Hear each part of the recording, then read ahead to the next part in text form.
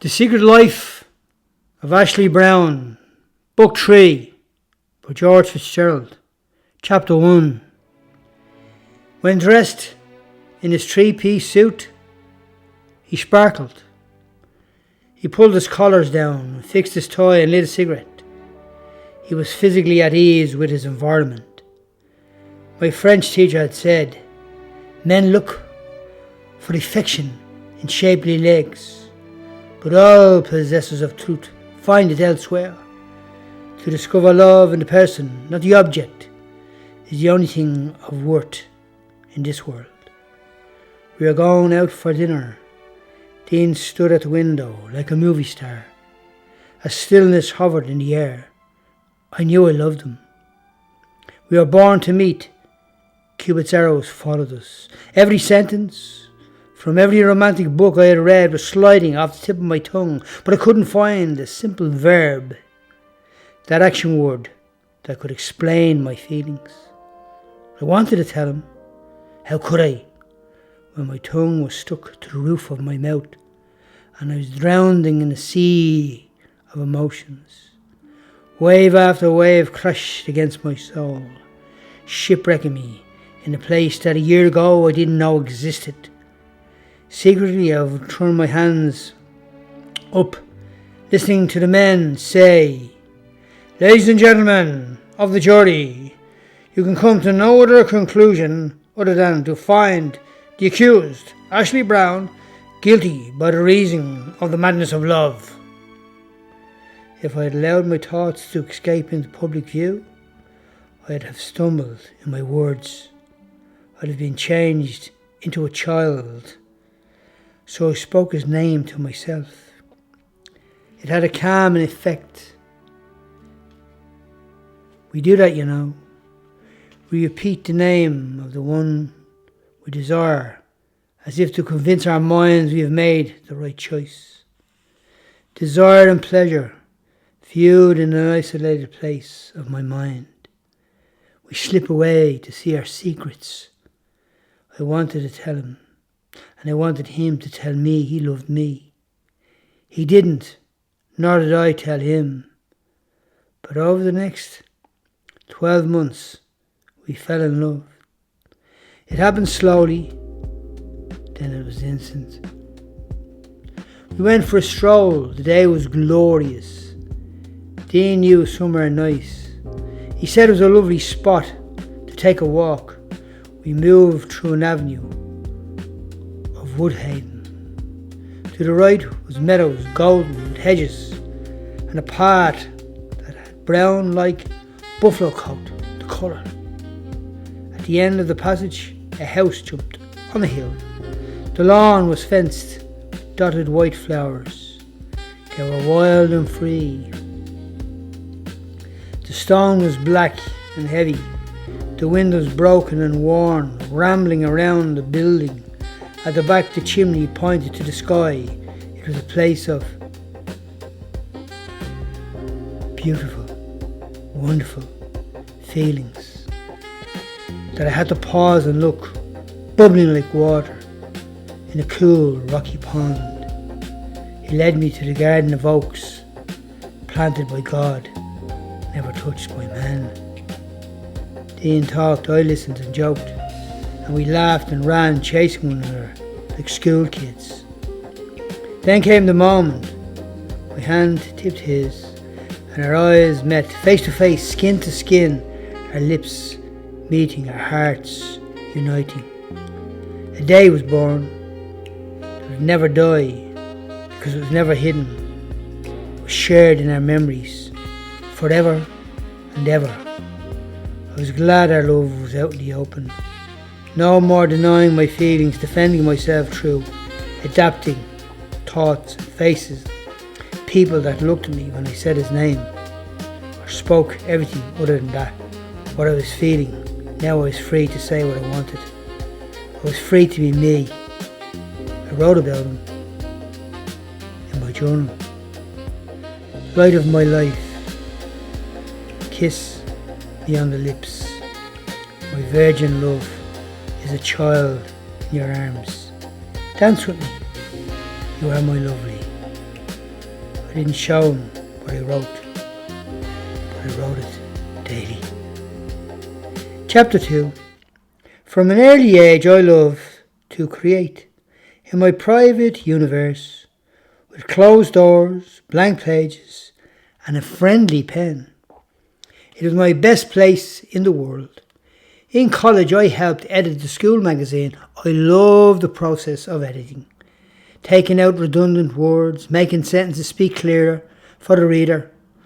I felt appreciated when conveying my thoughts to my literary companions, those who were writing. It was during that time a dream was born.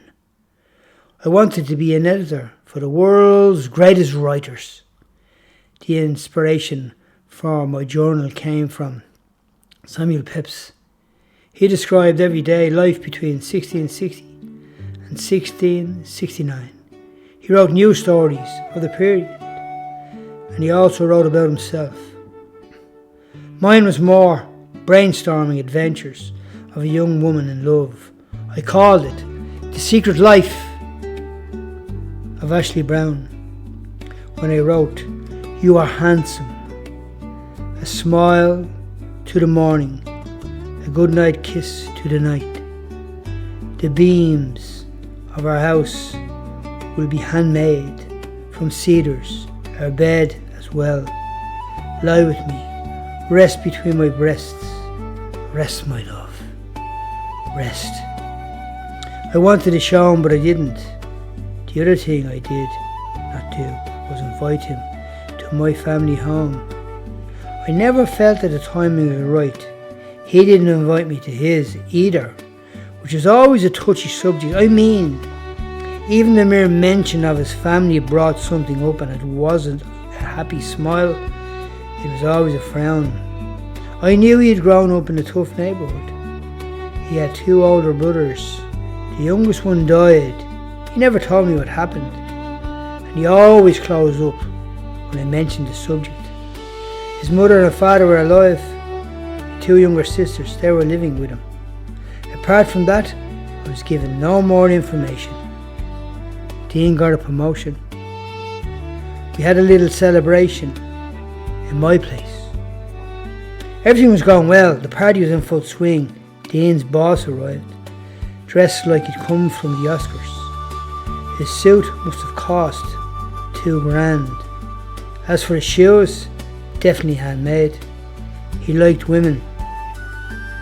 I knew this after our first encounter, and I was among one of his favourites. Dean joked about it. David is always asking after you. He's the man who can show you the world. Stop, Dean. He's your boss. The first thing he did when he came into my apartment was look at me, then at Dean, raise his eyes, as if to say, "You're living beneath your station." Mam was of the same mindset when I told her a little about Dean and his background. What they failed to see was he was my choice and he wasn't theirs. Chapter 3. Dean stood on the balcony chatting. It was a beautiful night. David dropped his head when I moved and turned my back. Setting his sights on me, I watched him in the long mirror. He remained focused even though he knew I saw him. We all have weaknesses. In some area, he blurted. Coming up behind me, bringing the glass of wine to his lips, he whispered, "I like your perfume." Then he made inquiries concerning my job. I answered questions bashfully, remembering he was Dean's boss. Cutting across me, he said, "Now there's the concern of the Gardaí, to put it bluntly." "Sorry, David? I'm not with you," I replied, staring blankly at him. "I'm aware of that. If you give me half a chance, I'm sure I could bring a remedy. However, to the matter at hand, the Gardaí came into my office to ask Dean about his brother, who was on the run while the other one is in prison, he said, appearing satisfied. How do you know? I muttered. It was obvious I wasn't thinking straight, asking that stupid question. To which he replied, I know, because I went to the guard inquiring why they were interviewing a staff member of mine. They told me that his brother had died from a stab wound a few months back. The worst part was, he departed this life in Dean's arms. I felt like the blood had just drained from my body. Dismay was written all over my face. This was the man I loved. How could he not tell me? Did I know him at all? David pulled me aside, pouring a drink. I assumed you knew. No, David, I didn't. Why did he tell you and not me? Simple. He knew if he told you, you'd run. Run? I replied, swallowing hard. He met my pained expression. I'm sorry. Not as much as I am, David. Not as much as I am. Look, I thought you should know. He's a lovely guy and all that. But there's a lot of deep stuff there. So that's why he clammed up every time I mentioned his family. I blurted in a state of shock. You're not going to finish it with him, are you, Ash? Right there, I sensed there was an alternative motive why his boss and friend was telling me this. So playing the game, I flicked my hair back saying, I don't know. Time will tell. How about after the party, I come back, we'll have a quiet drink and talk this thing through, he replied, throwing his eyes towards the bedroom. No, it's okay. I'll work this out myself, I said, staring at Dean on the balcony. Chapter 4. That night I sat with a host of confusing thoughts crowding my mind. I argued with myself, how could this be happening? I didn't speak to Dean. He had left at 11. David had arranged an early start for him the next morning. It was probably just as well, I thought. I dragged myself off the bed, tossing and turning, going over everything till my head hurt. Sleep hit me at around 4 a.m. The next morning I decided I needed to do something. But first I made a coffee. Grabbing the jar from the press, with a violence surged, I pulled it towards me. I heaped 2 spoons into my favourite cup. I poured the boiling water, followed by some tap water. I gulped it down. Boy, it was strong, but I was angry. It was either a soft coffee, or a strong coffee, may I say, or a hard drink. But I couldn't go there, not at 8:30 in the morning. How could doing these things affect me so greatly? What things? Sitting there, coffee, pulling jars towards myself, pouring it in aggressively, and thinking of nothing other than what that man had said. What if he was lying? How could Ian do this? I felt like a fool. One thing was clear. I'd get to the bottom of it. That's for sure. Picking up the phone, I rang my friend, my former boyfriend, Carl. Let me just repeat myself there. Picking up the phone, I rang my former boyfriend, Carl. I gave him all the information. He told me he'd ring me back. I waited. As far as crime or gangsters were concerned, I was completely naive. And I knew what I was asking of Carl was not exactly kosher. But he would come back to me. The phone rang. I picked it up. Are you sitting down, Ash? Yes, I replied nervously. Your gentleman friend belongs to a heavy criminal family. Two of his brothers have bigger records than Michael Jackson. As you know, his brother was stabbed to death. His sisters have also been to prison. What about Dean? Yes, he has a past. It came to our attention, or he did, to the attention of the guards, may I say. But it was about 8 years since he's been in trouble. Thank you, I replied, finishing the call. I was brought face to face with this life-changing situation. I sat feeling like a big hole had opened, and I was falling headlong deep down into a void.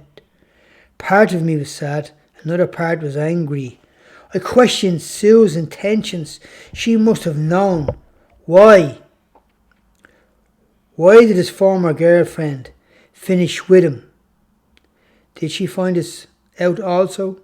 Or maybe, just maybe, there was something more sinister going on. I went into the bedroom, flung myself on the bed and cried. Then dragging myself up, I cemented my feet to the floor and chased my thoughts as my blissful future derailed in front of me. I was grief-stricken. Chapter 5. Over the next few days I stayed away. There was nothing abnormal about this. Woke off and tied us up. Carl slipped me Dean's family address. So I drove to the streets he came from. To say I was frightened would be saying it mildly. The houses were small and cramped together. There was graffiti on the walls. Some of the windows were blocked up. I never saw so many people carrying scars. Everyone looked war-torn. Dean's house was absolutely impoverished looking. The door opened, 2 girls came out. They were his sisters. I knew this because they were the image of him. They were pretty girls, but there was a hardness about them. When they opened their mouths, they were defiant in their manner. Ma, will you get that little bastard in? One of them cried, pointing to what must have been her child, crying at the door. The mother came out roaring and caught the child by the arm. I don't think I ever saw a harder looking woman. Turning the car swiftly around, I sped off, saying to myself, "You must be joking."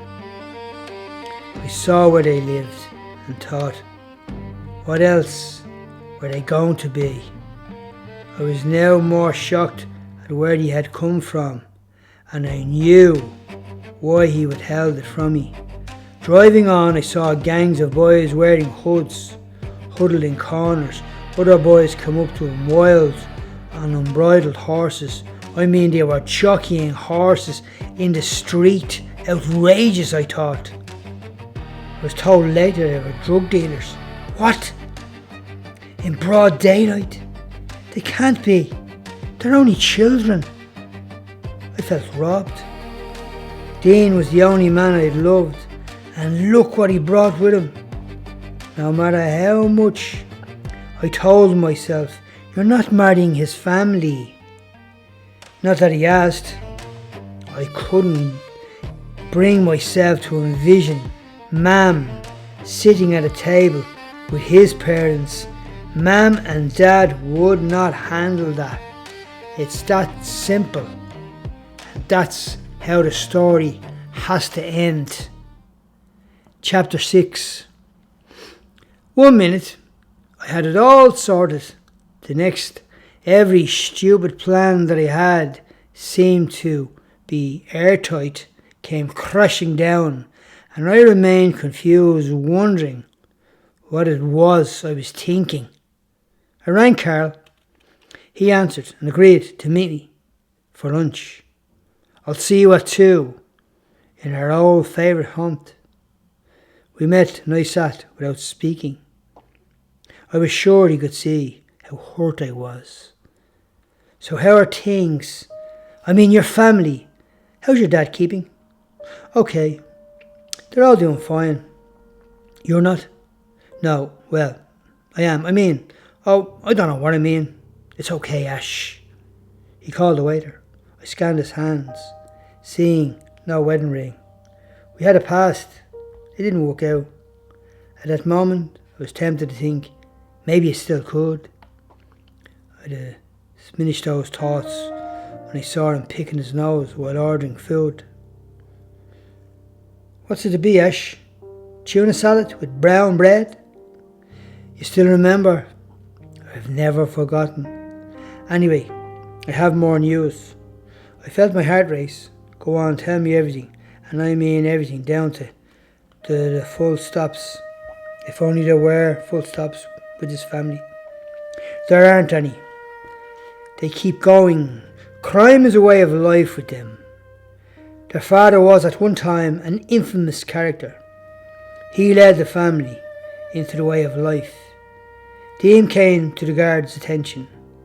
Dean, at the age of 10. From then on, it was the same old route. Children's courts, industrial schools, like St. Patrick's, Michael's, Lawrence's and so on. But he's stayed out of trouble for the last 8 years. If that's any consolation. I flinched. He saw it. Reaching across, he touched my hand and said, Ash, it's simple. People like him need people like him. It's not your world. It's his. Look, I'm sure he's charming, good looking, probably always smiling. I've met his sort. On the surface, everything's normal, but deep down, they're all very scared. That's why he needs someone who can relate to him. They talk a different language. It rolls off their tongues. It's not your world, Ash. They speak openly among themselves, but outsiders aren't invited. And Ash, you're an outsider. The waiter arrived, placed the meal down. I nibbled, he ate quickly, and I recalled hating the way he gorged himself with a mouthful of food. He asked how we met. At a party. There was a pause, while I reflected, followed by another stunned silence. I still care about you, Ash, he said, and I don't want to see you getting hurt. I know, thank you. Can we meet again? Fixing my eyes on the table, stopping myself from saying, have you been listening? I'm in love with one of Ma Baker's sons, and you're asking me out? Man, I swear. I stopped just short saying it. I stopped just short of saying it. Taking a deep breath, steadying myself, I threw him a playful smile. No, not at the moment. I'm sure you can see I have a bit too much going on here. Yes, sorry. Rising, I shook his hand. He protested, saying, but Ash, you haven't finished your lunch. Pushing the plate towards him, I replied, it's okay. I remember how you liked seconds. And on that note, I left. I drove to the office and asked to see the boss. She felt silent when I put in a transfer to the offices in London. Is there a problem here? Or at home, maybe? She inquired quietly, concerningly. No. I need a change of scenery. That's all. Bit drastic, really, isn't it? Well, okay. It'll take a week or two. If there is a place open, I'll let you know. If you change your mind, don't be afraid to say it. This is a big step. Thank you, I replied, placing my coat on. I got a hunch that she would never put in that call. Heading down the stairs, I phoned Sarah, my friend in London. She had left her job after getting a place in a big publishing house. I could hear loud music in the background when she answered. She was shouting into the phone. I can't hear you. Your voice is distorted, I said. Okay, wait a minute. Wait a second, I'll go outside. I heard the music slow down to a hush as the beating traffic on the streets took over. What's all the racket, Sarah? Oh, some party in there, Ash. Well, there is a party, Ash darling. A going away party. A going away for the assistant editor. The editor? Yes. I was going to ring you in the morning, darling. There's a vacant spot. Don't worry. I've been doing your bidding in the background. Are you saying? Yes, darling. There'll be an interview on Wednesday. Can you pop over? Can't wait. Yes, of course I can. I screamed with excitement. It seemed like this was meant to be. Dean was about to embark on a holiday of a lifetime with the lads from his job. They had been planning it for some time. The first stop was New York and then on to Las Vegas for 2 weeks and a week in Los Angeles. And I was thinking, this could be the time for my departure also. Chapter 7. I did the interview, it went well. So well, in fact, the dream call came as I boarded the plane from at home. I told nobody, especially Sue. Well, except my family, of course. Mum wasn't too happy, but I told her it was only for 6 months. She seemed happier with that. She said that Dad would rent out my apartment. Dean and I had a tearful farewell as he headed off the following day. I think he was taken aback by my tearfulness as he held me for that last time. It's only for a few weeks, Ash. Stop crying. Stop crying. I gave him one last kiss before turning away. He promised to ring once he arrived in New York. I switched off my phone, adding to the horrid atmosphere. My last visit to my parents' house did not go so well. I had only walked in and closed the door when Mum said, I don't think you're doing the right thing here. What?